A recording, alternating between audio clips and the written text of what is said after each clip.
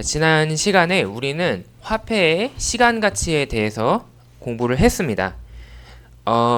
이제 요 6장에서는 그 내용을 발전시키는 내용이 되겠어요.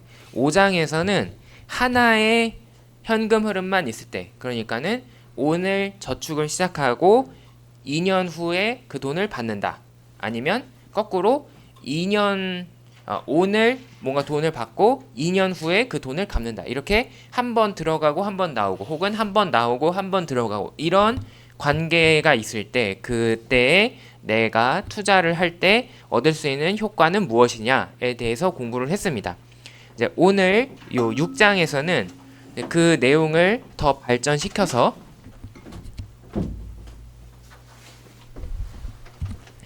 둘 이상의 현금 흐름이 있을 때, 예를 들면은 대표적으로 적금이나 아니면 연금의 형태가 될 텐데, 적금의 경우는 오늘 저축을 하고 한 달 뒤에 또 저축을 하고 두 달 뒤에 저축을 하고, 이런 식으로 여러 번의 돈을 납입을 하게 되는 거죠. 이런 식으로 여러 번의 현금 흐름을 넣게 되면은 어떻게 되느냐에 대해서 살펴보도록 하겠습니다.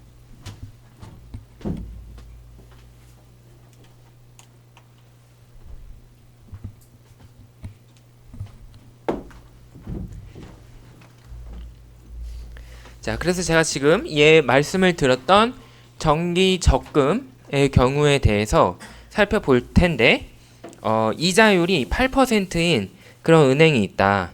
뭐 요즘에 보통 이자율은 3% 정도 있지만 8%나 주는 그런 경우가 있다라고 합시다. 오늘 100달러를 저축을 합니다.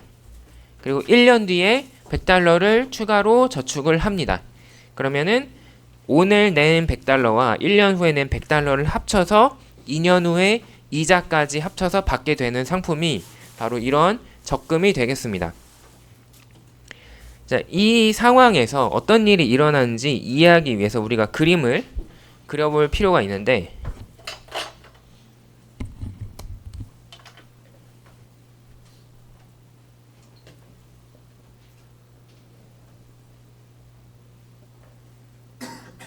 지금 1년, 2년 이렇게 두 기간의 시간이 주어져 있고, 오늘 100달러 저축, 그리고 내년에 100달러 저축을 했을 때 우리가 궁극적으로 2년 후에 얻게 되는 돈은 얼마냐라는 것을 이제 물어보고 있습니다. 자, 그러면 우리가 지난 시간에 배운 이 화폐의 시간 가치에 따라서 이것을 미래에 얼마만큼의 금액이 될지 계산을 해볼 수 있습니다. 먼저 최초에 오늘 넣은 100달러는 1년 후에 어느 정도의 금액이 되냐면, 한 기간 동안 저축을 했기 때문에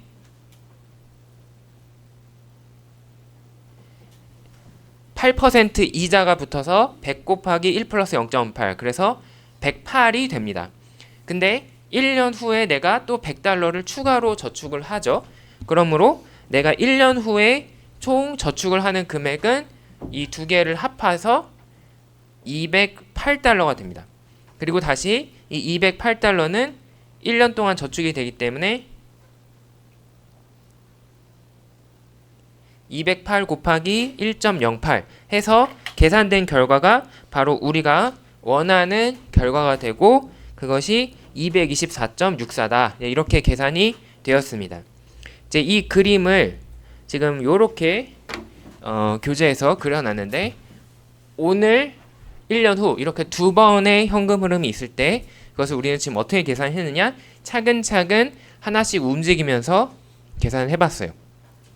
그래서 오늘 최초의 100달러는 1년 후에 108의 금액이 되고, 그것을 합하면 208이 되더라. 다시 208은 1년 동안 저축을 하면은 이자를 받기 때문에 8%가 붙어서 224.64가 되더라. 요것을 계산을 했습니다. 자, 근데 이 방법은 차근차근 하니까 실수는 없을 수 있는데 사실 조금 번거로워요.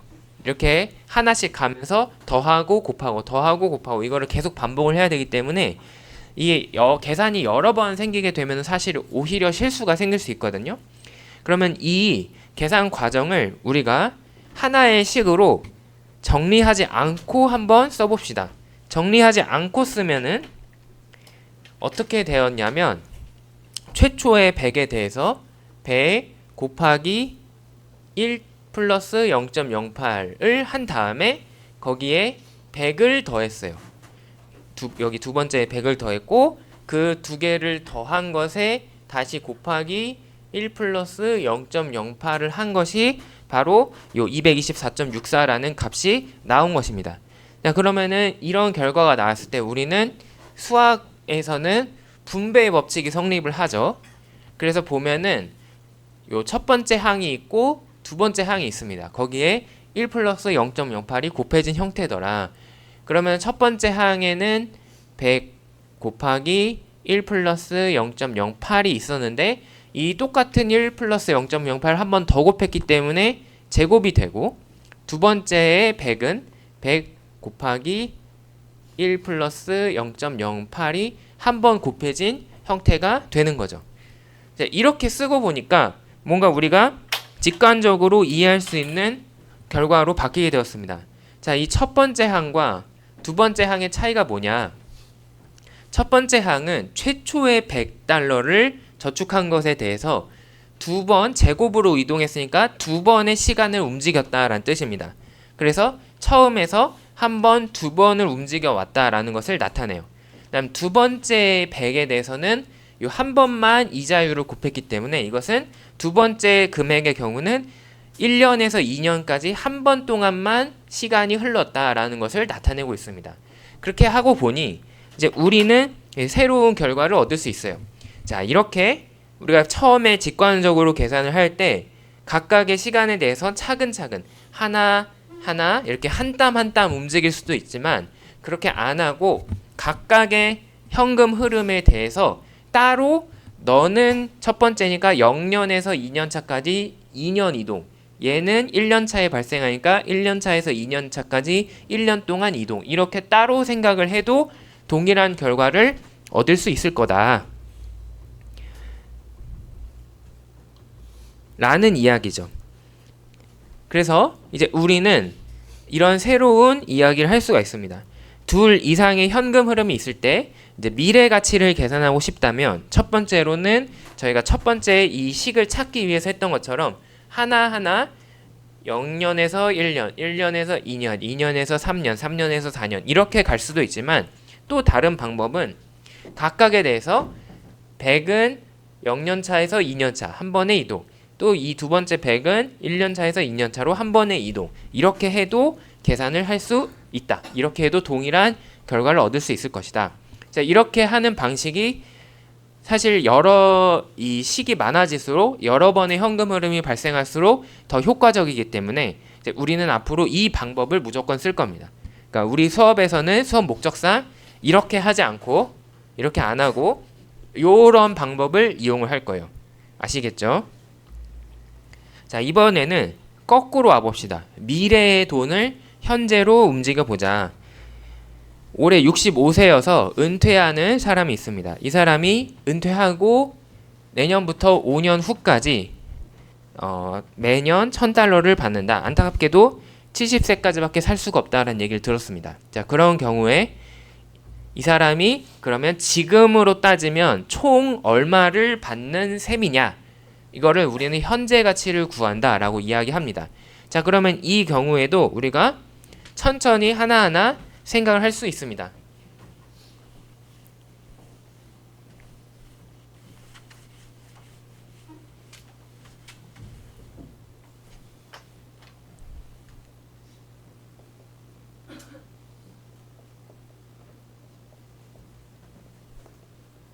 자, 5년 차까지 있고 그때 우리가 받는 돈의 크기는 1000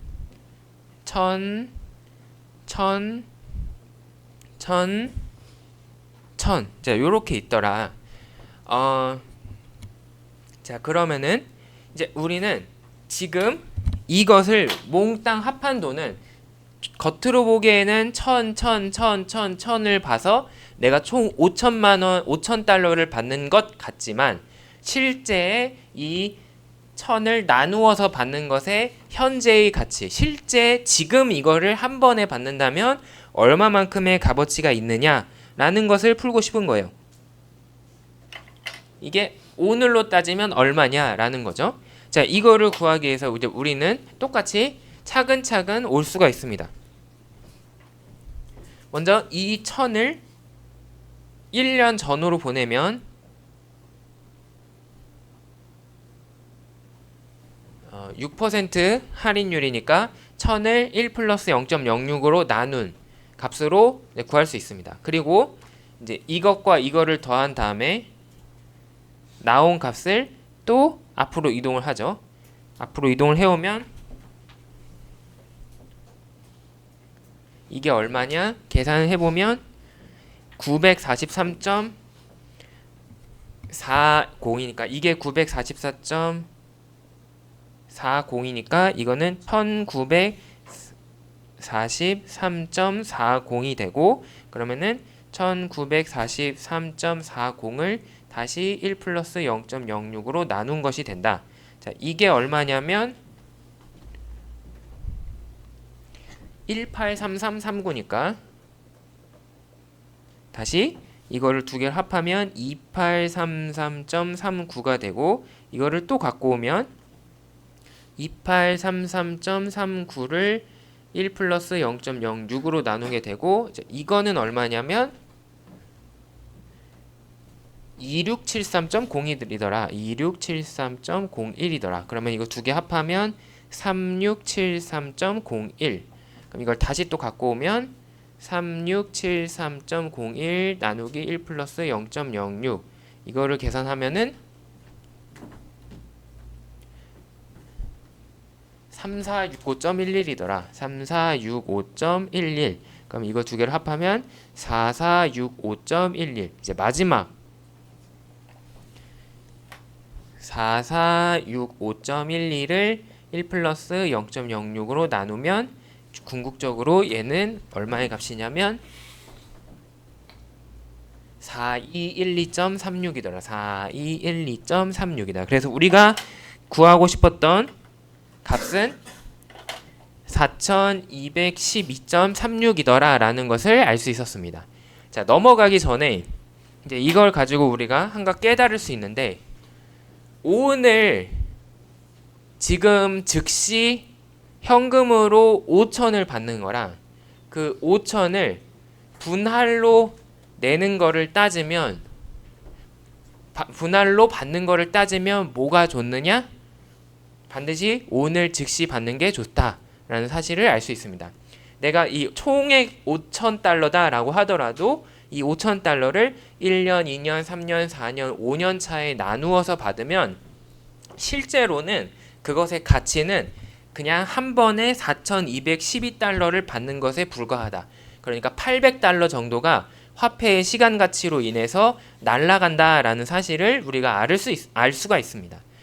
그래서 작년에 지금 야구 좋아하시는 분들은 이제 아실 텐데, 미국에서 지금 가장 잘 나가는 프로야구 선수가 누구냐면은 이제 일본의 오타니 선수이죠. 그리고 오타니 선수가 이적을 했어요. 작년에 어디로 왔냐면 로스앤젤레스 다저스, LA 다저스로 이적을 했습니다.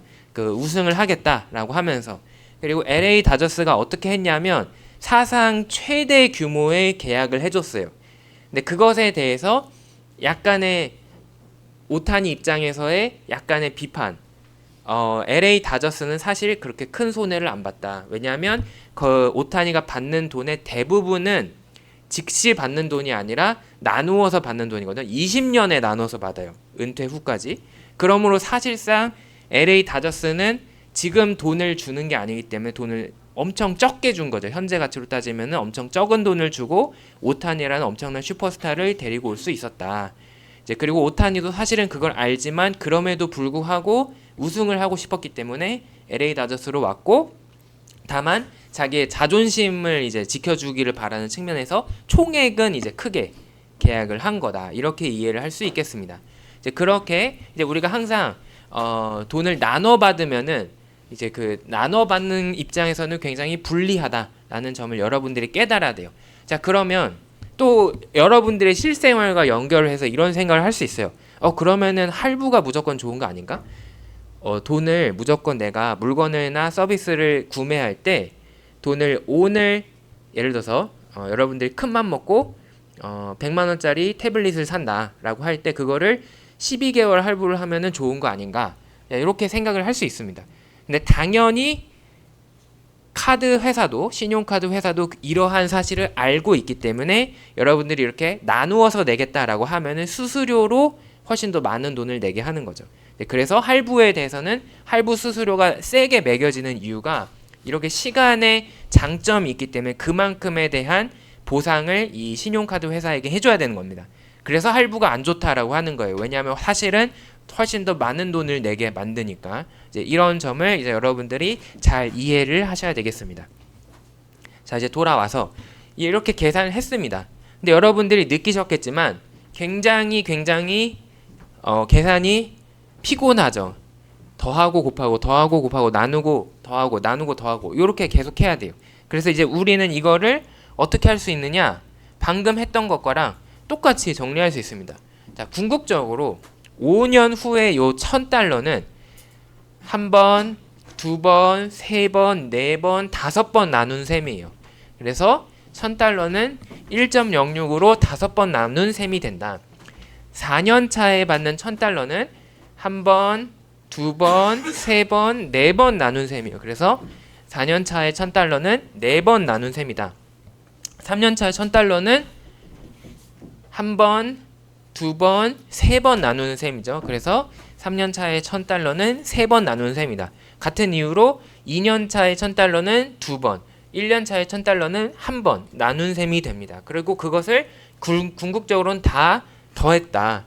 따라서 이렇게 나누어서 생각할 수 있고 그렇게 해도 동일하게 4212.36이라는 값을 얻을 수 있습니다. 자, 그러므로 이제 우리는 이렇게 계산할 겁니다.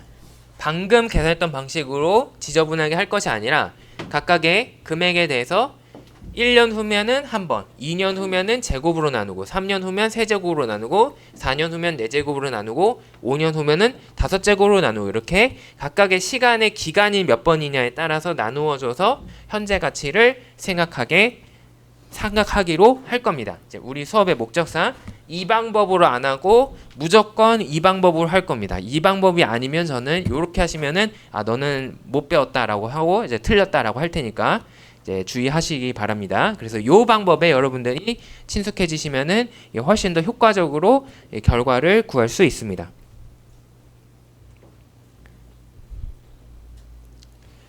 자, 이렇게 우리가 지금 여러 개의 현금 흐름이 있더라도 계산할 수 있는 방법을 배웠어요. 근데 이것을 이 중에서 몇 가지 우리가 기억을 할 만한 공식처럼 기억을 할 만한 특별한 경우들이 있습니다. 그것들을 모아서 연금 공식이다라고 부르는데 그 중에서 첫 번째는 뭐냐면 이런 상황이 되겠어요.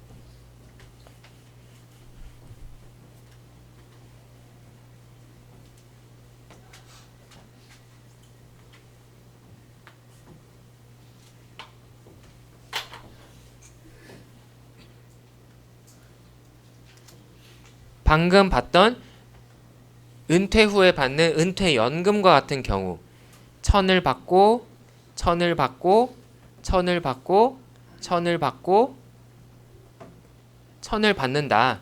이렇게 5번에 나눠서 1000을 받았습니다. 이거를 빠르게 구하는 방법이 없을까라고 해서 나온 것이 바로 이 연금 공식이 되겠습니다. 그래서 이 연금 공식에서는 이것을 일반화해서 어떤 금액 C를 동일한 금액 C를 어떤 기간만큼 받는다. 이제 여기는 1년차, 여기는 0년차, 여기는 2년차. 요거 year예요. 그 YEAR. 그래서 여기는 T년차까지 받는다. 이렇게 우리가 정할 거예요. 자, 그러면은 이제 이 경우에 우리가 이 받는 현금 흐름들의 총 합의 현재 가치는 이 연금 공식을 통해서 구할 수 있다. 이때 세 가지가 들어가는데 첫 번째 C는 매 기간에 받는 금액, 두 번째 T는 기간의 숫자, R은 할인율 이렇게 들어갑니다. 자, 근데 이 연금 공식들에서 주의할 점이 있어요. 이 C는 언제 시작하느냐? 지금 시작하는 게 아니라 내년에 시작하는 거예요. 1년 후부터 이 금액을 받기 시작한다. 자, 요거를 잘 기억을 해야 돼요. 이 공식을 적용을 하면 요게 C가 1년 후에 시작을 한다. 예를 들어서 여기에 C가 있으면은 이건 해당이 안 되는 거예요. 이제 이거를 이제 여러분들이 헷갈려서 안 됩니다. 그래서 요게 없는 상황이다라는 것을 꼭 기억해야 됩니다. 자, 그러면 이거를 어떻게 구할 수 있느냐? 이거는 복잡하기 때문에 조금 더 특별한 상황을 살펴볼 텐데 이거를 더 확장해서 영구연금이라는 거를 생각할 수 있습니다. 영구연금은 뭐냐? 이건 그냥 연금이고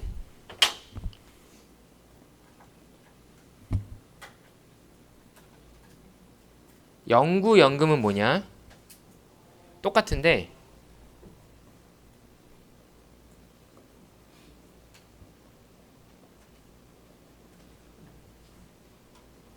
정말 끝이 없는 것. 영원히 동일한 금액 C를 무한히 많은 시간 동안 받는 것. 100년 후에도 받고 200년 후에도 받고 300년 후에도 받고 1000년 후에도 받고 40만 년 후에도 받는 이런 상황을 영구연금이라고 합니다. 자, 이 경우는 현실에는 존재하지 않겠죠. 당연히. 현실에 이렇게 영원히 뭔가를 준다라는 것은 존재하지 않습니다. 하지만 우리가 이상적인 이론적인 상황에서는 이거를 생각을 해볼 수 있더라. 이제 이 경우에 이 모든 현금 흐름의 현재 가치를 합하면 이것은 R분의 C라는 아주 예쁜 식으로 나오게 됩니다. 자, 이걸 어떻게 구할 수 있느냐? 여러분들이 그 중고등학교 때 수학을 열심히 했다면은 이거는 뭐냐면 무한 등비 급수라고 불리는 거예요. 왜냐하면 자, 이것의 현재 가치를 구하면은 어떻게 구할 수 있냐면 첫 번째 요 C는 1년 후기 때문에 한번 할인을 해줘야 돼요. 두 번째 C는 제곱으로 나눠줘야 돼요. 세 번째 C가 있고 이거는 세제곱으로 나눠야 되고 한 번 더 쓸까요? 1 플러스 R에 4제곱이 있을 거고 이게 무한히 계속이 됩니다. 자, 그러니까는 동일한 C라는 것에 1 플러스 R분의 1이 계속 곱해지는 형태로 진행이 되더라. 자, 그래서 이거를 합하는 것은 사실 여러분들이 중고등학교 때 수학을 이용하면은 이 규칙을 이용해서 잘 구할 수 있지만 이제 우리가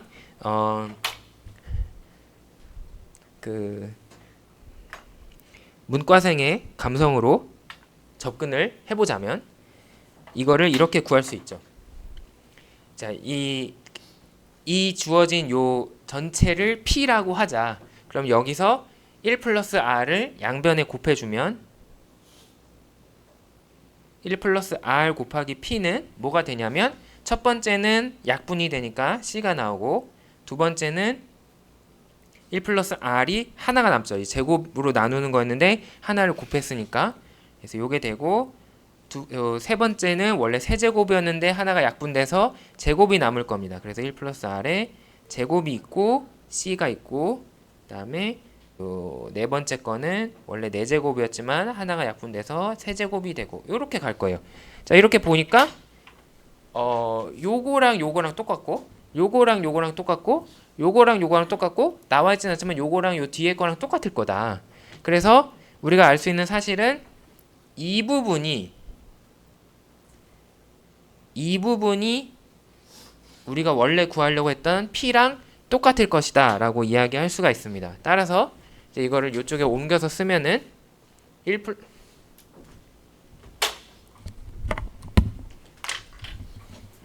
플러스 R 곱하기 P를 한 것은 결과적으로 뭐가 되냐면 C가 하나 남고 다시 한번 P가 생기는 구조가 될 것이다. 이렇게 쓸 수가 있습니다. 그러면 이걸 풀면은 P 더하기 R 곱하기 P는 C 더하기 P니까 이제 양쪽이 약분이 돼서 없어지고 P는 R로 나눠주면은 C 나누기 R이 되더라. 이렇게 결과를 구할 수가 있죠.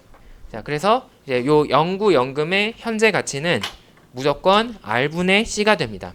자, 근데 여기서도 다시 한번 주의할 점 말씀드리면 이 영구연금의 형태에서 이 최초에 받는 돈은 언제 발생하느냐? 지금 발생하는 것이 아니라 한 기간 후에 발생한다. 요 세팅을 잘 맞춰줘야 돼요. 그러지 않으면은 여러분들이 잘못된 결과로 이어질 수 있습니다.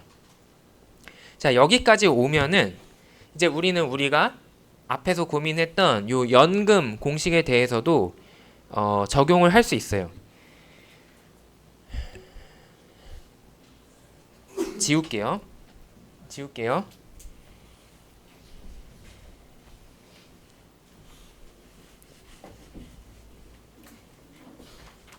자, 연금 1년 차부터 T년 차까지 받는 요 연금은 어떻게 생각을 할 수 있냐면 요 영구연금을 조합을 해서 생각할 수 있습니다. 어떻게 조합을 하느냐? 첫 번째 요 영구연금 1번이 있어요. 1번이 있고 영구연금 2번을 생각을 할 건데 이거는 언제 시작하냐면 여기서 시작을 합니다. T년 차에 시작을 해요.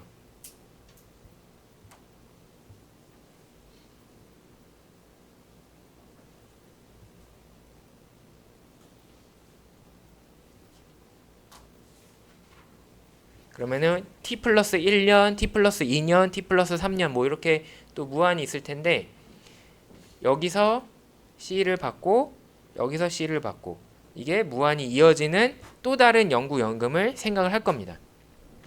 근데 우리가 구하고 싶은 것은 바로 요 두 개의 차이예요. 자, 그러면은 1번 영구연금에서 2번 영구연금을 빼면은 뭐가 남냐면 여기 C가 남고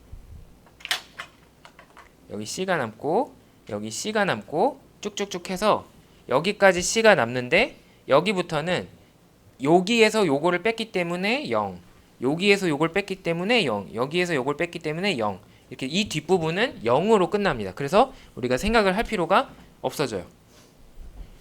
따라서 결과적으로 우리가 얻게 된 것은 바로 최초의 이 연금 1년 차의 C, 2년 차의 C, 3년 차의 C T-1년의 C, T년의 C 이렇게 받는 연금이 생기게 됩니다. 그러므로 이 연금의 가치는 1번 영구연금에서 2번 영구연금의 가치를 뺀 것이다. 이렇게 정리할 수 있습니다.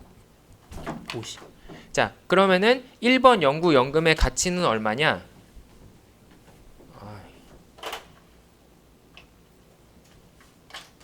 자, 연금의 가치를 A라고 한다면 이거는 영구연금 1번에서 영구연금 2번의 가치를 뺀 것이더라.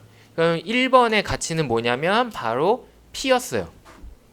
왜냐하면은 영구연금의 가치를 우리는 방금 P라고 구했기 때문에 2번 영구연금의 가치는 영구연금이니까 똑같이 P인데 여기 살짝 문제가 있습니다. 왜 그러느냐? 얘는 시작점이 T년이에요. 이제 이때 이 금액들의 현재 가치를 구한 것이 요 P였고 이제 이게 R분의 C다라고 구한 거예요. 근데 이 현재 가치는 지금 어떤 기준에서 계산이 된 현재 가치냐면 오늘이 T년 차다라는 가정 아래 이 현재 가치가 계산된 거예요. 그러니까 이거는 T년 차에서의 가치인 거죠. 그럼 사실은 이것은 이렇게 다시 시간을 또 거슬러서 현재 정말 0년 차에서의 현재 가치를 구해야 될 것이다. 따라서 이거를 1 플러스 R의 T제곱으로 나눠줘야 됩니다. 왜냐하면 이것은 T년 차에 생기는 돈이기 때문에. 자, 이렇게 되면은 이거는 P를 묶어내면 1 빼기 1 플러스 R의 T제곱분의 1이 있고 곱하기 P인데 P는 R분의 C더라. 네, 그래서 이런 결과가 나오게 됩니다. 이게 지금 우리가 구한 연금의 현재 가치죠. 자, 이거를 좀 예쁘게 정리를 하면 이거는 C 곱하기 R 분의 1 빼기 1 플러스 R의 T 제곱분의 1 이렇게 쓸 수 있으니까 지금 우리가 구한 공식의 형태로 이제 그대로 쓸 수가 있는 겁니다. 그래서 연금의 이 계산 결과는 이 영구연금을 활용을 해서 우리가 쉽게 구할 수 있다.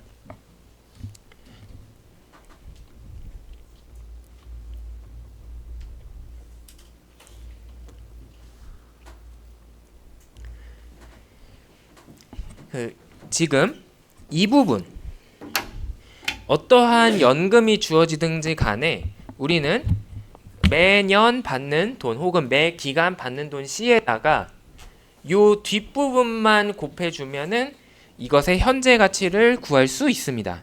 그래서 요 부분을 우리는 뭐라고 부르냐면 PVIFA 이렇게 불러요. 그래서 현재 가치 이자 요소 Present Value Interest Factor for Annuity라고 부릅니다. 그래서 요 부분을 또 표로 만들어 놓은 것이 바로 요따구 이 테이블이 되겠다. 그래서 사실 이것도 제가 말씀을 드렸죠.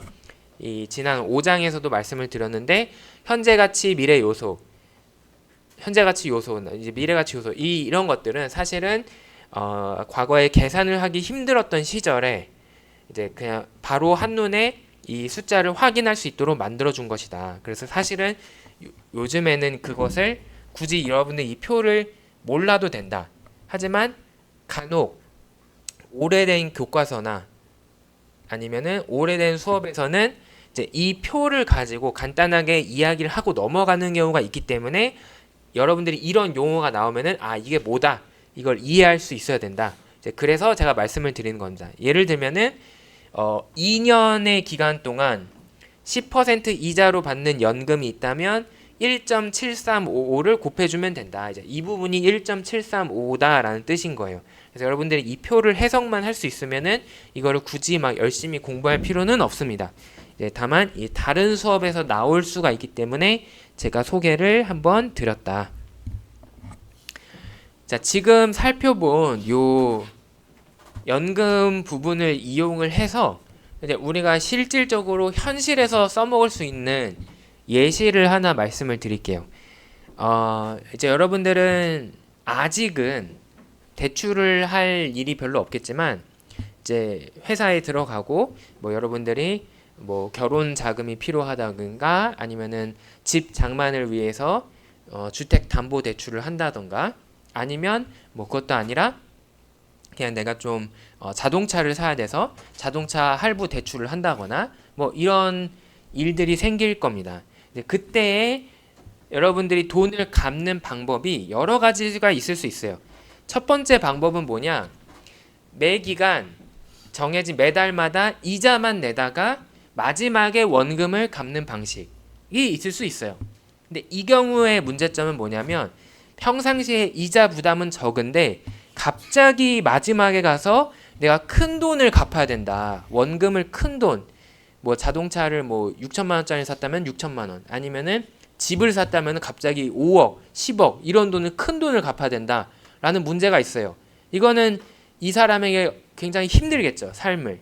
그래서 어떤 방법이 있느냐? 두 번째 방법이 원리금 균등 상환 대출이라는 게 있습니다. 이건 무슨 방법이냐면 네가 갚을 돈을 은행에서 미리 원금과 이자를 적절히 나누어서 갚도록 세팅을 해줍니다. 그래서 여러분들은 정해진 금액을 예를 들면 한 달에 뭐 200만 원, 뭐 한 달에 뭐 100 몇십, 130만 원 이런 식으로 정해진 금액을 매달 꾸준히 갚다 보면은 만기가 되었을 때 이 대출이 끝나는 시점에 자연스럽게 원금도 다 갚은 형태가 되는 거예요. 그래서 상대적으로 이 인간의 이제 그 입장에서 사람의 입장에서 좀 그 부담을 분배해 주기 때문에 나누어 주기 때문에 조금 더 수월한 그런 대출 상환 방식이 되겠습니다. 자, 그 경우에 바로 여러분들이 배운 이 연금 공식을 활용을 해서 얼마를 매달 갚아야 되느냐 이것을 계산하는 데 쓸 수가 있습니다. 예시로 이제 5년 동안 돈을 빌렸는데 총 5,000달러를 빌렸다. 그리고 이자율이 9%다라고 하면은 이제 우리가 이 연금 공식을 활용을 할 거예요. 그럼 은행은 여러분들이 원리금, 균등 대출 방식으로 이 돈을 갚겠다, 상환 방식으로 하겠다라고 하면은 바로 이 연금 공식을 통해서 그러면 매년 얼마를 갚아야 된다를 계산을 해줍니다. 실제 은행에서는 달 기준 1개월, 2개월, 3개월 이렇게 달 기준으로 이자를 책정을 하지만 저희는 편의상 연 단위로 돈을 갚는다라고 하겠습니다. 그러면 지금 여러분들이 처한 문제는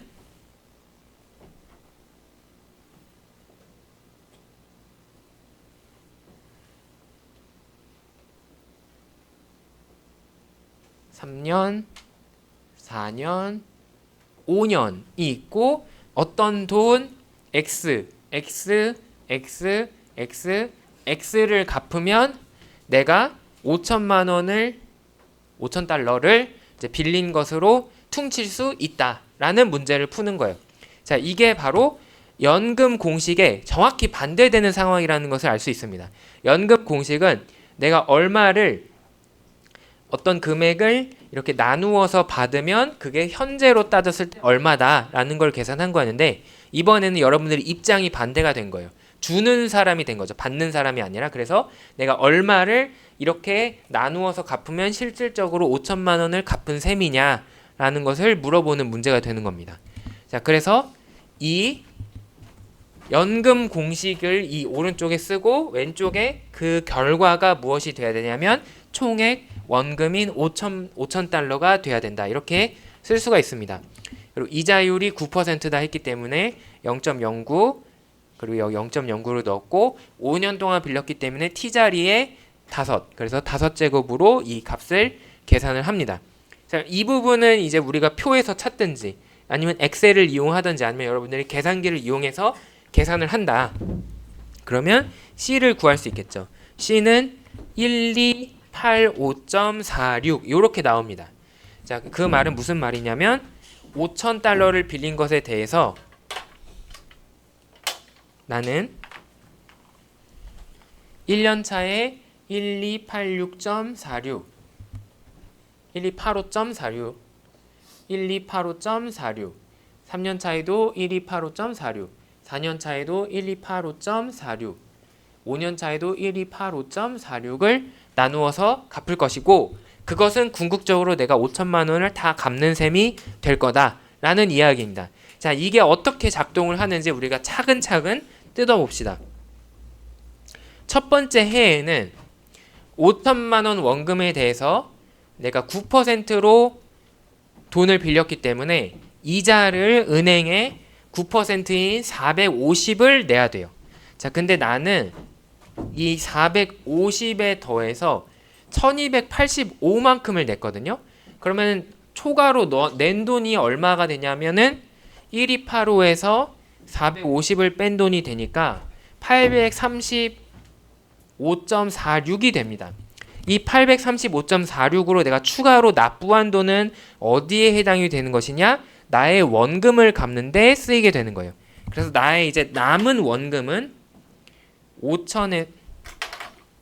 5천에서 835.46을 뺀 만큼이 이제 나의 남은 원금이 되고 4164.54가 남게 됩니다.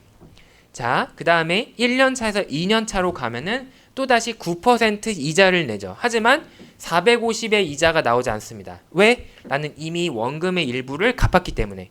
그래서 요 4164에 대해서 9% 이자를 내면 나는 374.81을 이자로 내야 되는구나 라는 사실을 알 수 있습니다. 근데 저는 374.81만 돈을 갚는 게 아니라 1285를 냈거든요. 따라서 이 차이만큼은 또다시 원금을 갚는데 사용이 된다. 그래서 910.65 만큼은 나의 원금을 갚는데 사용이 됩니다. 그러면 남았던 4164.54에서 910.65를 뺀 만큼이 이제 나의 잔여 빌린 돈이 되겠죠. 그러므로 3253.89 이렇게 금액이 남아있게 됩니다. 자, 세 번째는 이 남은 3253에 대해서 9% 이자를 내야 되기 때문에 사실 내가 내야 되는 이자의 크기는 292.85로 계산이 돼요. 그지만 나는 1285를 갚았기 때문에 그 차이만큼은 내 원금을 갚는데 쓰이게 된다. 그래서 992.61 만큼이 내가 돈을 갚는데 쓰이게 됩니다. 그러면은 내가 남은 원금은 3253.89에서 992.61을 빼는데 쓰이게 된다. 그러면은 내 남은 원금은 2261.28이 된다. 자, 이제 4년차가 되면은 3년차에서 4년차로 1년이 지나는 동안 9% 이자를 내야 됩니다. 따라서 2261을 남은 원금에 대해서 9% 이자는 203.52더라. 203.52더라. 이제 이 부분만큼만 사실 갚으면 되지만 나는 1285를 갚았기 때문에 나의 원금이 또 깎이게 되죠. 1081.94. 그러면은 내 남은 261.28에서 이자를 원금을 1081.94만큼 갚았기 때문에 이제 남은 원금은 117934 만큼만 남게 됩니다. 이제 대망의 마지막 연차 5년차에는 이 117934에 대해서 이자를 내기 때문에 사실 이자의 부분은 얼마만 되냐면 106.14로 계산이 됩니다. 하지만 나는 1285를 갚게 되죠. 그러므로 내가 원금을 갚는 데 쓸 수 있는 돈은 그 나머지인 117932. 그러면은 내가 1179.34의 원금이 남아 있었기 때문에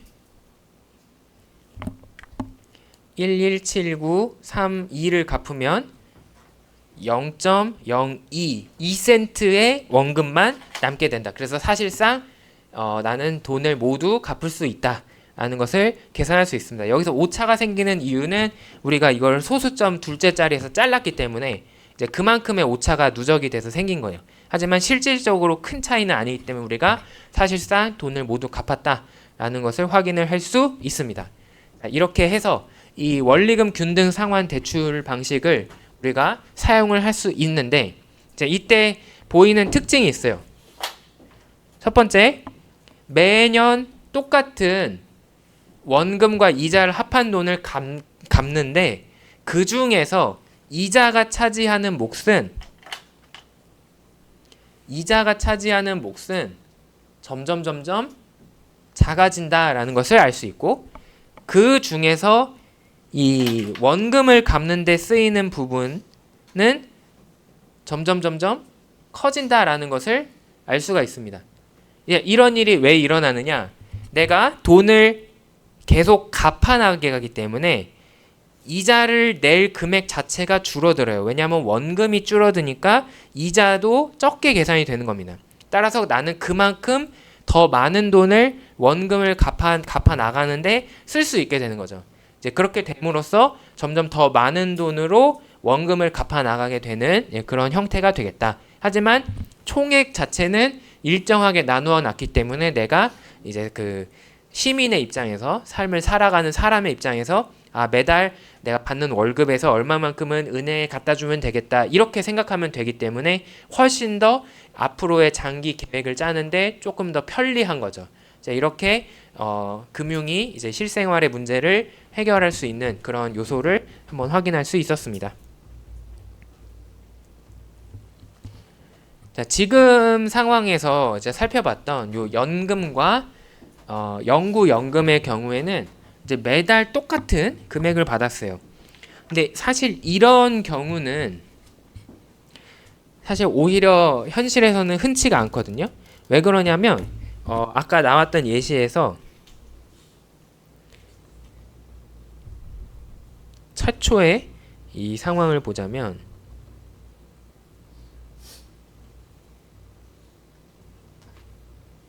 이제 올해 65세인 사람이 내년부터 5년 후까지 동일하게 $1,000를 받는다라고 하면은 이 사람은 기분이 안 좋아요.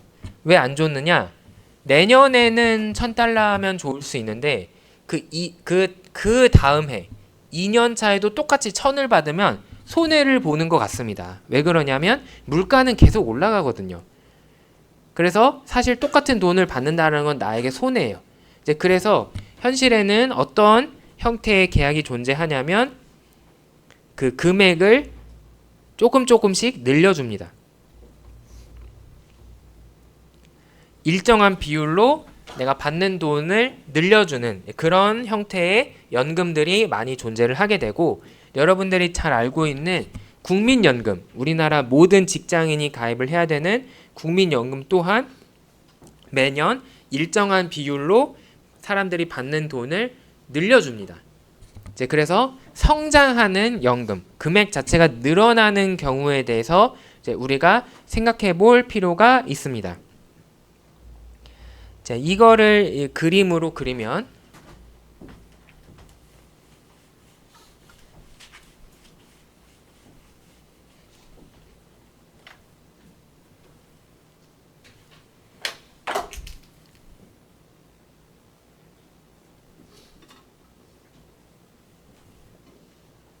(1, 2, 3, 4, 5년) 이렇게 있다고 할 때 처음에 1년 차에는 1,000을 준다. 근데 2년 차에는 10%를 늘려서 1,100을 준다. 3년 차에는 또 10%를 늘려서 1,210을 준다. 4년 차에는 1,331을 주고, 맞나? 1210 곱하기 1.1 하면은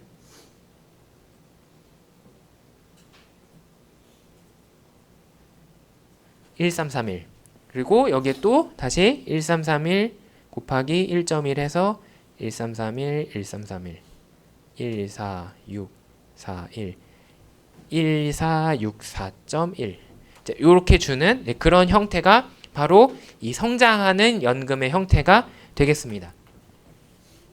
여기서 볼 수 있듯이 내가 매년 혹은 매 기간마다 받는 돈의 크기가 10%씩 일정한 비율로 늘어나는 것을 확인을 할 수가 있죠.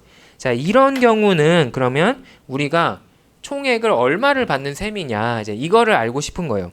자, 이거를 풀기 위해서 우리는 일반적으로 이야기하기 위해서 이거를 그 문자로 바꿀 겁니다. 1,000을 C라고 한다면 1,100은 C에다가 어떤 만큼을 곱해준 거예요. 이제 그 곱해준 값을 G라고 하겠습니다. 여기서 G는 0.1, 그러니까 10%에 해당이 되는 거죠. 그러면은 다시 거기다가 또 한 번 더 1 플러스 G를 곱해준 거기 때문에 제곱이 되는 거고, 여기는 1 플러스 G의 세제곱이 되는 거고, 여기는 1 플러스 G의 4제곱이 되는 거고, 이런 식이 되는 거죠. 자, 먼저 아까와 똑같하게 이거를 무한이 있다라고 먼저 생각을 해보겠습니다. 그냥 편의상 무한이 있는 이런 경우를 먼저 생각을 해볼게요. 그러면은 이제 이 경우의 현재 가치는 이제 어떻게 구해질 것이냐? 첫 번째 C는 한번 할인을 해줘야 되고, 두 번째 이 금액은 2년 후에 발생하기 때문에 1 플러스 R의 제곱으로 나눠줘야 될 거다. 세 번째 있는 것은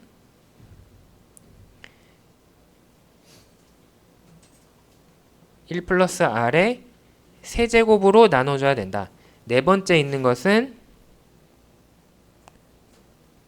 1 플러스 R의 4제곱으로 나눌 거다. 이제 이렇게 쭉쭉쭉쭉 가게 됩니다. 자, 그래서 지금 나온 결과를 보면은 이 값들이 사실은 아까랑 그렇게 달라지진 않았다라는 것을 알 수 있어요. 패턴이 존재하는 거죠. 이것 또한 무한 등비급수의 형태로 존재하는 것을 확인할 수 있습니다. 최초에 1 플러스 R분의 C가 있고, 이제 그것을 다음번의 항을 보면은 1 플러스 R분의 1 플러스 G가 곱해진 형태로 계속 가는 것을 우리가 알 수 있습니다. 그래서 분자에 1 플러스 g가 하나 생기고 분모에 1 플러스 r이 하나 더 올라가고 분자에 1 플러스 g가 하나 더 올라가고 분모에 1 플러스 r이 하나 더 올라가고 이런 식으로 무한히 이어지는 거죠. 그래서 이 경우에도 여러분이 수학의 원리를 이용을 하면은 쉽게 결과를 구할 수 있지만 결과를 구할 수 있습니다. 바로 요렇게 되는데 합시다. 귀찮긴 하지만 그래도 문과 감성으로 차근차근 해보자면 똑같이 아까랑 똑같이 하면 돼요. 1 플러스 r을 곱해봅시다. 1 플러스 r 곱하기 p를 하면은 어떻게 될 것이냐? 요 첫 번째 거는 약분이 될 거다. 그 다음에 두 번째 거는 1 플러스 r 하나 남고 c 곱하기 1 플러스 g더라. 다음 두 번째 요거는 1 플러스 r의 제곱분의 c 곱하기 1 플러스 g의 제곱이 있을 거다. 요거는 c 곱하기 1 플러스 g의 세제곱 1 플러스 r의 원래 4제곱이었는데 하나가 약분돼서 세제곱이 될 거다. 자, 이렇게 됩니다. 자, 우리는 아까 어떻게 하는지 배웠어요. 억지로 요 형태를 맞춰주면 된다. 그래서 여기 부분을 이 전체가 똑같다라는 그런 논리로 갈 건데 그렇게 하고 보니까 첫 번째 항이 뭘로 시작을 해야 되냐면 1 플러스 r분의 c로 시작을 해야 돼요. 근데 요 두 번째 요걸 보니까 1 플러스 r분의 c는 딱 있거든요. 근데 1 플러스 g라는 군더더기가 붙어 있죠. 그래서 1 플러스 g를 하나를 묶어낼 겁니다. 1 플러스 g를 하나를 묶어내면은 이제 이 뒷부분은 뭐가 되냐면 1 플러스 g를 하나 묶어냈으니까 1 플러스 r분의 c 그 다음에 1 플러스 g를 하나 묶어냈으니까 1 플러스 r의 제곱분의 c 곱하기 1 플러스 g 요거는 1 플러스 g 하나 빠졌으니까 c 곱하기 1 플러스 g의 제곱이 있고 이거를 1 플러스 r의 세제곱으로 나눈 것 등등등등 이렇게 가게 됩니다. 이제 그렇게 돼서 드디어 찾았어요. 1 플러스 r분의 c, 1 플러스 r분의 c, 1 플러스 r의 제곱분의 c 곱하기 1 플러스 g, 1 플러스 r의 세제곱분의 c 곱하기 1 플러스 g의 제곱 그 다음에 등등등등 이렇게 가게 되죠. 따라서 요 부분 전체가 p가 된다라는 사실을 알 수가 있습니다. 이제 여러분들이 볼 수 있게 옆에다 옮겨 쓰면 1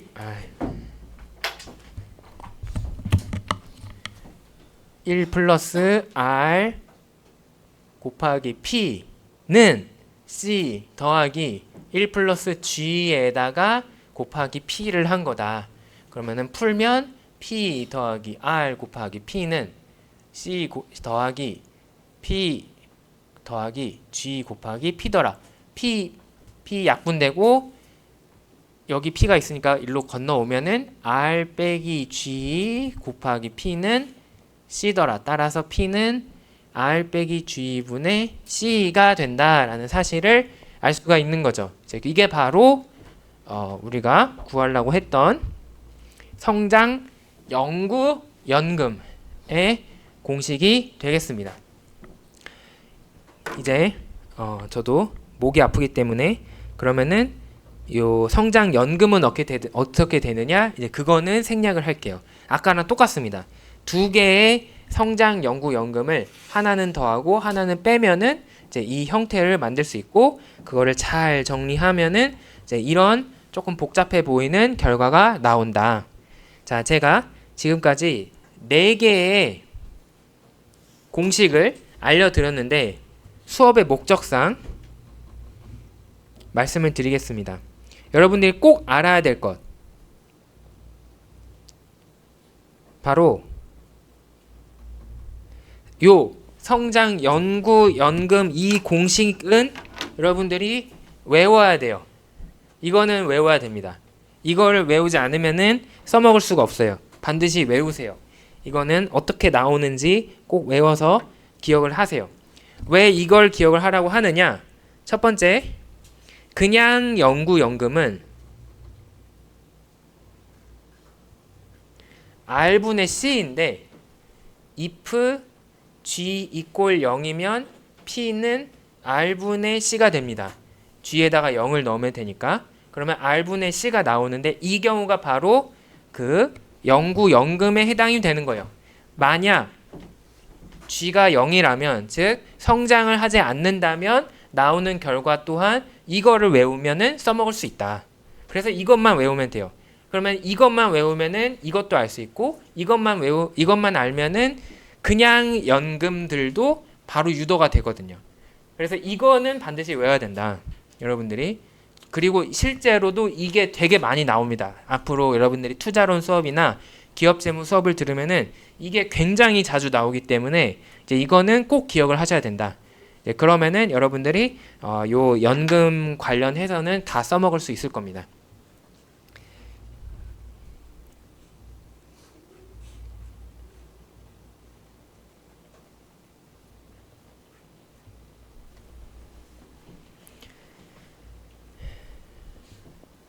한 가지만 추가로 짚고 넘어가 볼게요.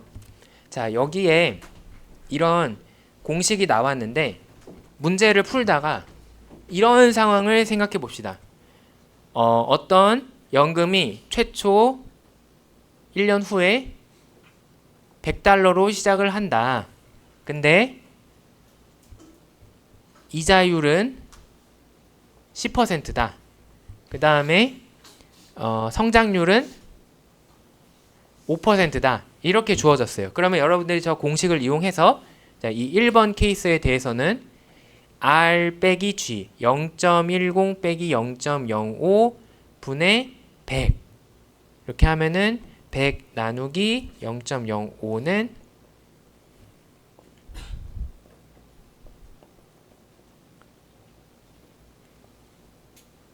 2000 이렇게 계산이 돼서 나옵니다. 그래서 여러분들이 값을 쉽게 구할 수 있어요.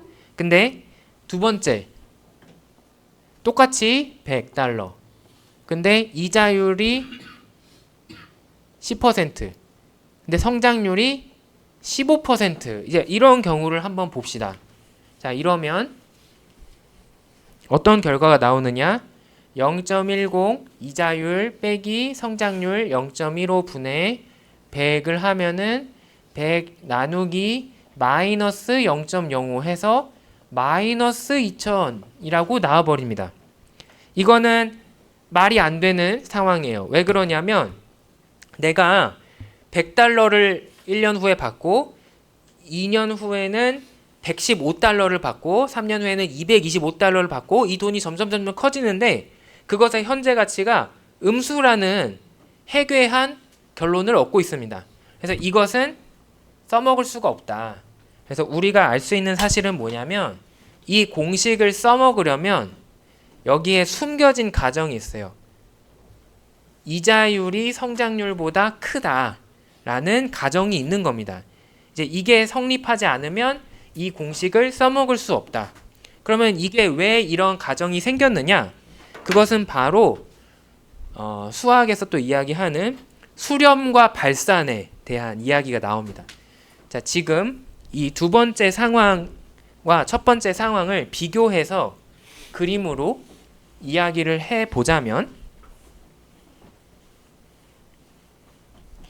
첫 번째 상황은 최초 $100로 시작을 했어요. 최초 $100로 시작을 했는데 성장률이 5%예요. 그래서 105가 되고 그 다음에 105 곱하기 다시 1.05를 하면은 또 계산이 돼서 나오겠죠. 제가 이제 머리가 딸리기 때문에 그냥 계산 안 하고 넘어가겠습니다. 자, 그러면은 이것의 현재 가치를 구하면 이제 요 100은 10% 이자율이니까 1.1로 나누고 그 다음에 이거는 1.1의 제곱으로 나누고 그 다음에 이거는 100 곱하기 1.05의 제곱이 있는데 그거를 1.1의 세제곱으로 나누고 이렇게 계산이 되는 겁니다. 지금 보면은 분자에는 1.05씩 올라가고 분모에는 1.1씩 올라가요. 분모는 1.1, 분자는 1.05라서 곱해지는 값이 항상 1보다 작다 라는 것을 알 수가 있습니다. 자, 그러면은 이 더해질 때 처음에 큼지막한 거 하나, 그 다음 값은 이거보다 작은 게 더해지는 거고, 그 다음 값은 이게 작은 거, 작은 거, 작은 거, 작은 거 이렇게 하다가 이게 점점 줄어들게 되는 거죠. 합해져야 되는 것이. 그래서 무한히 가더라도 이것의 궁극적인 결과가 나올 수 있는 상황이 됩니다.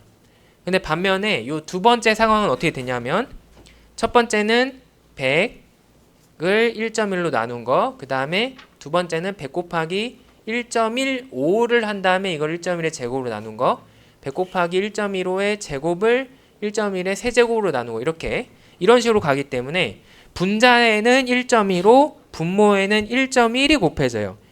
분자가 1.15인데 나누는 값이 1.1이니까 곱해지는 값이 1보다 큽니다.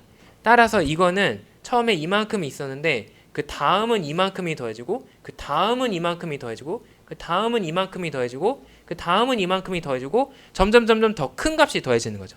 따라서 이거를 무한히 합하면은 무한대가 되더라. 그래서 공식으로 구할 수가 없는 상황이 된다. 이렇게 이해를 할 수가 있는 겁니다. 그래서 반드시 이렇게 우리가 공식을 활용해서 궁극적인 값을 구할 수 있는 상황은, 현실적인 상황은 할인율이 성장률보다 클 때에만 이제 이 상황을 우리가 활용을 할 수 있습니다.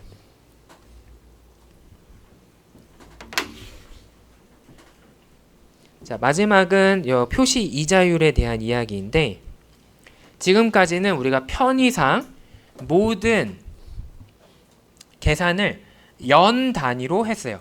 1년 후면 어떻게 될까? 2년 후면 어떻게 될까? 이렇게 생각을 했습니다.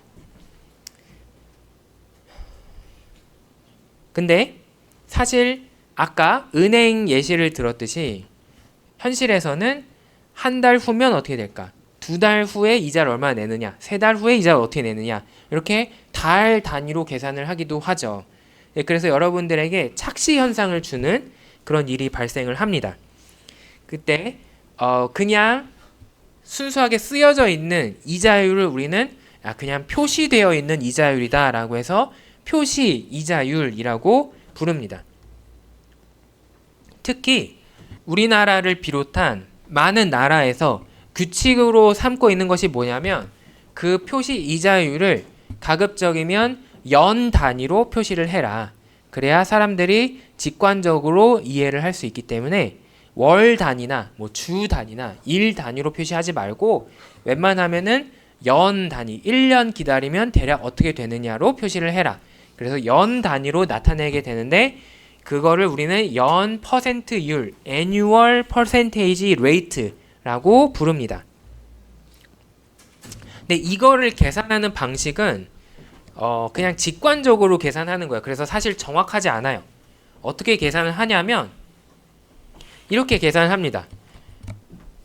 사실은 6개월에 한 번씩, 반년에 한 번씩 이자를 준다. 근데 그때마다 5% 이자를 주면은 5%, 그리고 1년을 기다리면 2번 이자가 오네. 그럼 5%를 2번 받으니까 10%, 이렇게 해서 10%로 표기해라 라는 게 그 규칙입니다. 요 연 퍼센트율을 계산하는. 근데 이거는 규칙이지 정확하다는 뜻이 아니에요. 이게 왜 틀렸느냐? 이것은 복리의 원리를 전혀 이해하지 못하고 있어요.